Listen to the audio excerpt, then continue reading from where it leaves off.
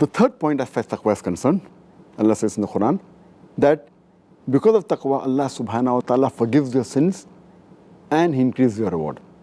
Allah says in the Quran in Surah Talaq, chapter number 65, verse number 5, that anyone who fulfills his duty and has taqwa, Allah subhanahu wa ta'ala forgives his sins, He remits his sins and increases his reward.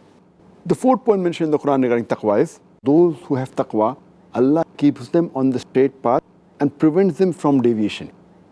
Allah subhanahu wa ta'ala says in the Quran, in Surah Anfal, chapter number 8, verse number 29, Ya ayyuhallazina amanu, O you believe, have taqwa, and Allah will give you the Furqan.